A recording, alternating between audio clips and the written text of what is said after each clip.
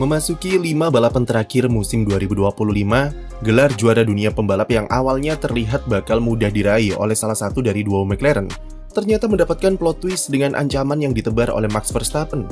McLaren makin ketar-ketir usai GP Amerika karena Verstappen sukses pangkas jarak menjadi 40 poin dengan sisa 5 race dan 2 kali sprint.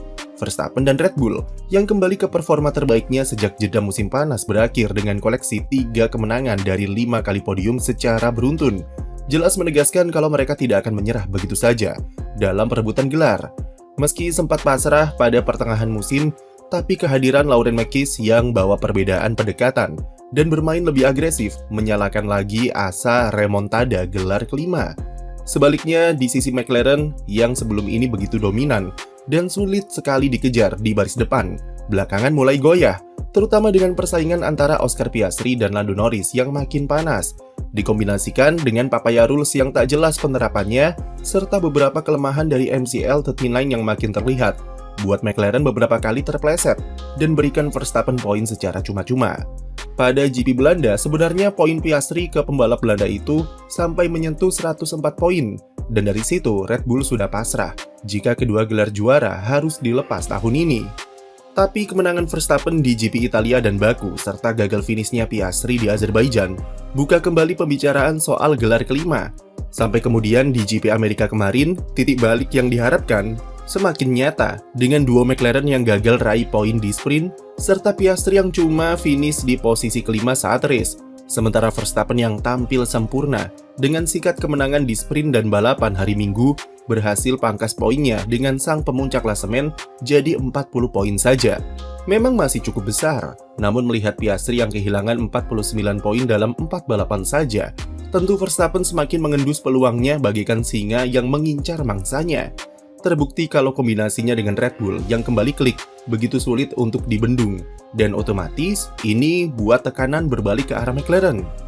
Tekanan makin besar, McLaren akhirnya jadi rentan goyah, dan beberapa kali mereka alami momen kepleset dalam 4 balapan terakhir yang buat jarak poin makin menipis dengan cepat. Walau di atas kertas mempunyai mobil MCL39 yang berhasil bawa McLaren kunci gelar konstruktor musim ini dengan 6 balapan tersisa, tapi secara operasional mereka masih terbilang kusut dan mudah goyah saat tertekan. Dari hal sederhana seperti pit stop yang makin inkonsisten, ragu-ragu soal strategi, sampai persoalan Papaya Rules yang tak habis-habis. Andrea Stella tahu jika inilah yang diharapkan oleh Red Bull dengan terus-menerus beri tekanan sampai akhir musim dan ciptakan skenario seperti 2007 atau 2010 ketika pembalap di peringkat 3 klasemen bisa keluar jadi juara dunia pada balapan pamungkas. Apalagi jika melihat McLaren sekarang, mereka bisa saja mengulangi apa yang terjadi pada 2007 ketika kecolongan gelar ke Kimi Raikkonen di tengah persaingan panas kedua pembalapnya sendiri. Atau terkhususnya bagi Oscar Piastri yang bisa saja ulangi nasib yang dialami oleh manajernya sendiri, Mark Webber, yang gagal raih gelar pada 2010 karena goyah di 3 balapan penutup meski memimpin mayoritas klasemen. Piastri jadi sorotan sepanjang akhir pekan GP Amerika karena dia kehilangan 15 poin dari Verstappen dalam 1 balapan saja. Selama akhir pekan dia nampak begitu kesulitan, terutama mengingat sirkuit kota bukanlah trek yang cocok dengan gaya balapnya, dengan zona pengereman keras serta traksi tikungan lambat. Piastri hanya bisa kualifikasi di peringkat ke-6 dan finish di posisi 5 yang tentunya jauh di bawah standar dari performa yang kita lihat sepanjang musim ini. Piastri tak bisa kejar duo Ferrari, dan jelas kalau ada sesuatu yang salah di GP Amerika yang ia klaim berjalan sedikit aneh. Sebelumnya saat sprint, Piastri banyak dituduh jadi biang keladi terhadap gagal finishnya duo McLaren karena insiden saat start.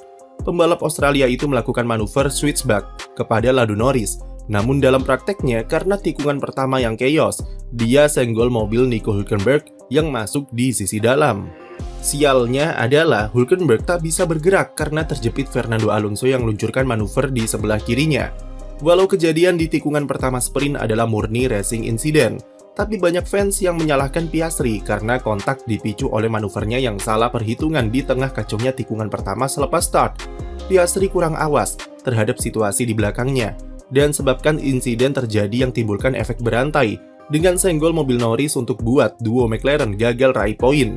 Yang menarik adalah jika dilihat dari akar penyebabnya, Insiden Piastri di Austin sama persis seperti yang dituduhkan kepada Lando Norris di Singapura. Motifnya serupa, yaitu mereka ingin buat manuver ke rekan setim yang saling rebutan juara dunia. Tapi dalam prakteknya salah perhitungan dan terlibat senggolan. Bedanya adalah efek yang ditimbulkan Piastri lebih buruk, karena dia gagal hindari kontak dengan Hülkenberg dan buat rekan setimnya gagal finish. McLaren sendiri akan membicarakan soal apa yang terjadi di sprint kemarin setelah GP Amerika, dan bakal evaluasi apakah Piastri mendapatkan konsekuensi atau reperkusi seperti yang didapatkan Lando Norris setelah Singapura. Kurang awasnya Piastri dan kesulitannya di GP Amerika memberikan publik indikasi kalau pembalap 24 tahun yang dikenal begitu dingin dan chill di balik kokpit ini mulai merasakan tekanan dari perebutan gelar yang makin panas. Bukan cuma Max Verstappen tapi sekaligus dari Lando Norris yang dalam 4 balapan terakhir selalu bisa pangkas poin dari rekan setimnya itu. Kesalahan di Baku yang berujung gagal finish, kemudian kecolongan Norris di Singapura, dan sprint di Austin menunjukkan adanya tekanan yang buat Piastri jadi kurang klinis, seperti balapan-balapan sebelumnya. Sebetulnya ini hal yang cukup lumrah mengingat ini adalah tahun pertama Piastri dapatkan kesempatan langsung sebagai penantang gelar, sebagai pemimpin klasemen. Tapi melihat betapa tenang dan klinis eksekusinya musim ini, tentu pertanyaan timbul soal ada apa dengan Piastri. Sesuai dengan karakternya yang chill, Piastri menegaskan di depan media kalau dia masih jadi favorit untuk raih gelar juara, meskipun akui kalau Verstappen memangkas poinnya dengan cepat. Menurutnya, 40 poin bukanlah gap yang kecil, dan fokusnya sekarang adalah kembali ke performa terbaik seperti pertengahan musim, dan setelah itu tak ada yang perlu dikhawatirkan. Selain persoalan mental yang diuji, masalah Piastri dalam beberapa balapan terakhir juga ada hubungannya dengan kelemahan MCL-39 yang mulai terekspos. Selain Red Bull yang temukan cara untuk optimalkan performa RB21, McLaren alami beberapa masalah ketika mengejar ketertinggalannya dengan Red Bull akhir-akhir ini. Seperti yang kami bahas dulu, meski punya mobil terbaik saat ini, tapi mereka punya masalah yang serupa seperti Red Bull, yaitu setup window sempit dan memerlukan gaya balap yang spesifik supaya bisa kencang. McLaren yang sebelumnya cukup bermain aman perihal setup mobil, sekarang mereka harus bermain lebih agresif, dan inilah yang membuka kelemahan MCL39. Semakin agresif settingan mobil, makin sulit mobil dikemudikan, dan semakin riskan juga untuk bisa membawanya kompetitif. GP Singapura dan Amerika adalah contohnya.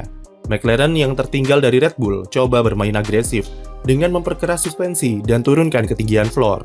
Tapi itu malah buat mobilnya makin tidak stabil dengan aspal bergelombang dan memaksa McLaren buat kompromi dengan meninggikan floornya kembali. Itulah kenapa baik Norris dan Piastri sama-sama keluhkan mobil yang lebih sulit dikendalikan, serta lebih sensitif saat melibas tikungan, terutama di GP Amerika kemarin. Keunggulan mereka dalam manajemen suhu ban di tengah panasnya sirkuit tiba-tiba hilang, karena kompromi yang harus dibuat tim perihal settingan mobil. Lando Norris dipaksa mundur dulu sejenak untuk dinginkan ban soft, sebelum kemudian luncurkan manuver di akhir balapan, demi kunci podium runner-up. Oscar Piastri sepanjang race kesulitan memanajemen race pace dan baru bisa kencang di 10 lap terakhir ketika suhu mulai menurun. Ini masalah yang sama seperti yang dialami Red Bull dengan RB20 dan RB21 di paruh pertama 2025. Dan mengingat fundamental karakter dari mobil McLaren dalam 2 tahun terakhir mengambil konsep dari Red Bull, kesamaan masalah bukanlah hal yang mengejutkan. GP Meksiko akhir pekan ini juga bukan sirkuit yang cocok bagi Oscar, di mana tahun lalu saja dia gagal lolos dari Q1 dan cuma finish di posisi 8, dan kembali buka potensi bagi Verstappen untuk curi poin lebih banyak.